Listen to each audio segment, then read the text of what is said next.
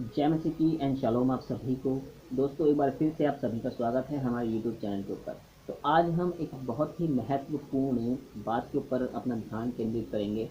दोस्तों, हमने बाइबल के अंदर देखा है कि यीशु मसीह को यहूदा इस्करियोती ने 30 सिक्कों के अंदर बेचा। तो क्या जो उनका मूल्य लगाया गया 30 सिक्के, क्या सोचकर उन्होंने इसका मूल्य लगाया, इसके पीछे क्या रहस्य है, क्या राज है, आज हम इसी को जानने की कोशिश करेंगे और यही हम सीखेंगे आज। तो इसके लिए सबसे पहले हमें लय व्यवस्था की किताब को पढ़ना होगा, उसका 27 अध्याय, क्योंकि वहाँ पे जो लोगों का मूल्य बताया गया है कि कितनी उम्र के लोगों के लिए कितना मूल्य हमारे यहोवा अब्बा ने वहाँ पे ठहराया हुआ है।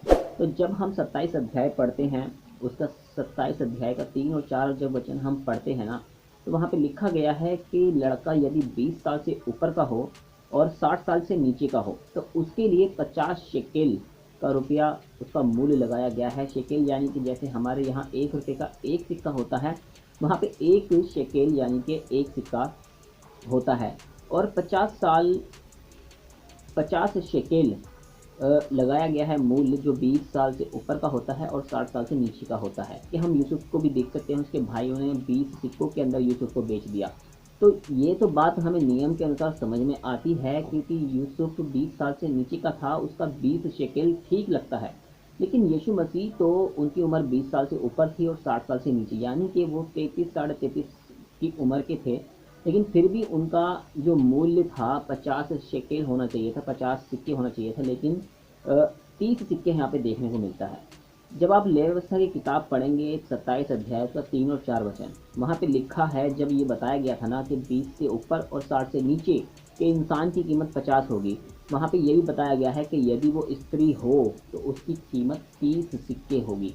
इस 30 सिक्कों को आप पकड़ के रखिए, क्योंकि इस 30 सिक्कों के अंदर बहुत गहरे रहस्य छुपे हुए हैं कि स्त्री के लिए जो 30 सिक्के का मूल्य ठहराया गया था, वो यीशु मसीह के लिए क्यों वहाँ पे मूल्य दिया गया था। इसके पीछे बहुत बड़ा जो रहस्य वो छुपा हुआ है, वही आज हम जानने की कोशिश करेंगे। देखिए, यीशु मसीह की दुल्हन यानी कि उसकी कलीसिया कौन है? उसकी दुल्हन है।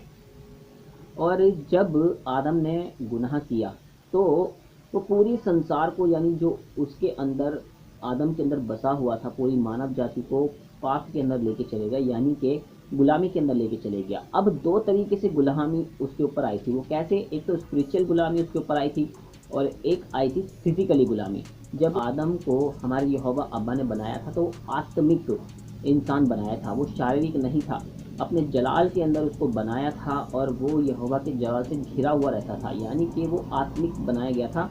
उसकी उम्र ना तो कम हो सकती थी ना ही बढ़ सकती थी, क्योंकि वो एक आत्मिक प्राणी उसको बनाया गया था हमारे यहोवा अब्बा ने।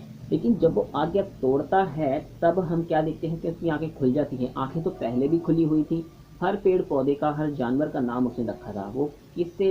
वो अपनी स्पिरिचुअल आंखों से देखता था। लेकिन जब उसने गुनाह किया, तब उसकी आत्मा मर गई और उसकी शरीर की जो आंखें थी वो खुल गई। अब वो दो तरह की गुलामी के अंदर ले गया। एक स्पिरिचुअल, यानी कि उसका कनेक्शन यहोवा अब्बा से टूट गया, और जब गुनाह ने उसके ऊपर राज किया तो मौत ने, जो मौत को वो जानते नहीं थे, शैतान ने उस मौत के भी भागी उनको बना दिया कि अब जो पाप उन्होंने किया है उसकी मजदूरी उन्हें मौत मिलेगी। एक दिन वो बड़े होंगे, वो बूढ़े होंगे और एक दिन मर जाएंगे। मिट्टी है, मिट्टी में ही मिल जाएंगे। ये यहोवा ने कब कहा? जब उन्होंने गुनाह कर लिया, यानी कि स्पिरिचुअली यहोवा अब्बा से उनका कनेक्शन टूट गया और फिजिकली वो एक दिन मरेंगे। दो तरह की गुलामी के अंदर वो आ गए।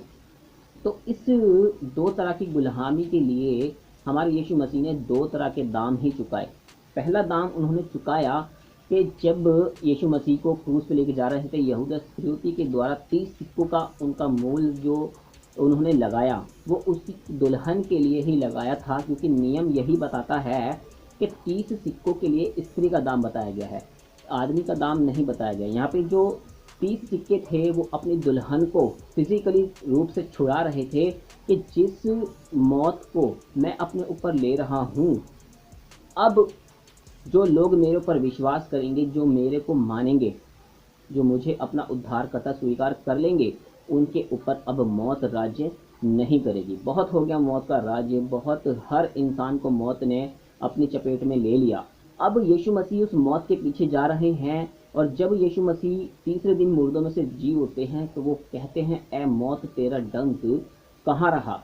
मौत के डंक को भी यीशु मसीह ने मार दिया। अब मौत के ऊपर, मौत का राज्य अब लोगों के ऊपर नहीं है, किन लोगों के ऊपर, जो यीशु मसीह को मानते हैं, क्योंकि हमारा यीशु मसीह जीतता है, और जो लोग उसके ऊपर विश्वास करते हैं वो अनंत जीवन के भागी ठहराए जाएंगे।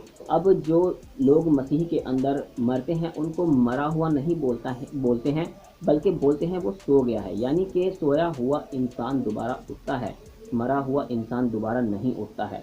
तो आज भी वो लोग गुलामी के अंदर हैं शैतान की, फिजिकली से, जो लोग यीशु मसीह को नहीं मानते हैं। और शैतान क्यों बुखलाया हुआ है, क्यों वो लोगों को, मसीही लोगों को जो यीशु मसीह को मानते हैं, उनसे क्यों बुखलाया हुआ है, क्यों उनको तंग कर रहा है, इसी वजह से कि वो लोग उसके राज्य से लोगों को खींचकर यीशु मसीह के पास लेकर जा रहे हैं।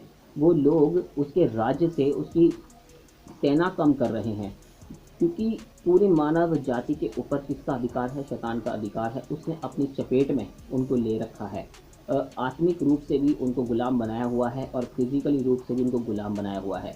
तो फिजिकली जो दाम यीशु मसीह ने 30 सिक्कों का चुकाया था, वो अपनी दुल्हन के लिए चुकाया था, कि अब लेंगे, अब जो ये मेरे ऊपर विश्वास करेंगे तो ये सोएंगे, मरेंगे नहीं, ये सोएंगे। और दूसरा, और दूसरी गुलामी के अंदर से यीशु मसीह ने कब उन लोगों को छुड़ाया? अपने लहू की कीमत अदा उन्होंने की। वो बहुमूल्य लहू जो उन्होंने बहाया अपने लोगों के लिए, वो उन्होंने दाम चुकाया स्पिरिचुअली, आत्मिक गुलामी से आज़ाद करने के लिए। अब जो पाप उनके ऊपर राज्य कर रहा था, जिस पाप की मजदूरी मौत थी, उस मजदूरी को उन्होंने दूर किया, और वो कहते हैं कि आओ हम आपस में वाद विवाद करें, चाहे तुम्हारे पाप लाल रंग के क्यों ना हो, मैं उनको हिम की नाई श्वेत कर दूंगा। और वो श्वेत हुए कब? जब यीशु मसीह ने अपना कीमती लहू बहाया। देखिए, पहला कुरिन्थियों की किताब क्या कहती है? तुम दाम देकर मोल लिए गए हो, इसलिए अब मनुष्य के दास ना बनो। हमारा दाम चुकाया हुआ है, अब हमें मनुष्य के दास बनने की ज़रूरत नहीं है, क्योंकि अब हम अपने यीशु मसीह के लिए चुने गए हैं उसका काम करने के लिए। और जब पतरस को यहूदी लोग रोकते हैं ना कि यीशु मसीह के नाम से तुमने प्रचार नहीं करना है, यीशु मसीह के नाम से तुम्हें किसी को भी कुछ नहीं बताना है, तो पतरस बोलता है कि ये हो सकता है कि हम अपने यहोवा अब्बा की आज्ञा को टालकर तुम्हारी आज्ञा मानेंगे? ऐसा नहीं हो सकता। तो हमें भी अब इसीलिए बुलाया गया है कि हम मनुष्यों के दास ना बनने के लिए, बल्कि हम यीशु मसीह के दास बनने के लिए बुलाए गए हैं, और उसके काम करने के लिए बुलाए गए हैं। और वचन क्या कहता है पहला कुरिन्थियों की किताब में ही? क्योंकि तुम दाम देकर मोल लिए गए हो, इसलिए अपनी देह से यहोवा अब्बा की महिमा करो। अब हमें इस देह से यहोवा अब्बा की महिमा करनी है। जो लोग सताए जा रहे हैं, जिनको मारा जा रहा है, जिनके चर्चों को तोड़ा जा रहा है, आप भी यीशु मसीह की महिमा कर रहे हैं लोगों के सामने, क्योंकि आपकी गवाहियाँ दूर दूर तक फैल रही हैं। लोग देख रहे हैं कि किस तरह से यीशु मसीह के कारण आपको सताया जा रहा है, आपको मारा जा रहा है, चर्चें तोड़ी जा रही हैं, आपको लूटा जा रहा है। दूर दूर तक ये गवाही फैल रही है, इसलिए आपको निराश होने की ज़रूरत नहीं है, बल्कि आनंदित और मगन होने की ज़रूरत है, क्योंकि ये हमारे लिए बोला गया है, मेरे नाम से तुम्हें सताया जाएगा, तो तुम्हें उदास नहीं होना है, निराश नहीं होना है, बल्कि तुम्हें आनंदित होना है।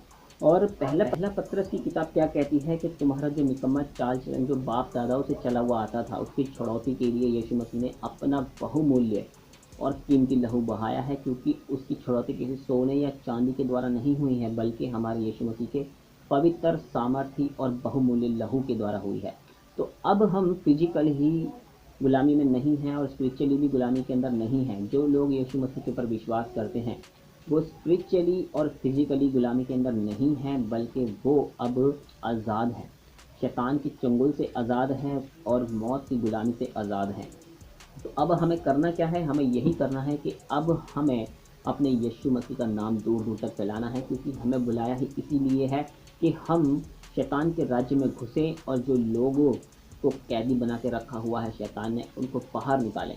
तो ऐसे ही आप यीशु मसीह का काम करते रहें, चाहे सताव हमारे ऊपर कितने आ जाए, चाहे तकलीफ़ें हमारे ऊपर कितनी आ जाएं, लेकिन हमें पीछे नहीं हटना है। तो इन वचनों के द्वारा आपको बहुत यीशु मसीह आशीषित करे और ब्लेसिंग दे।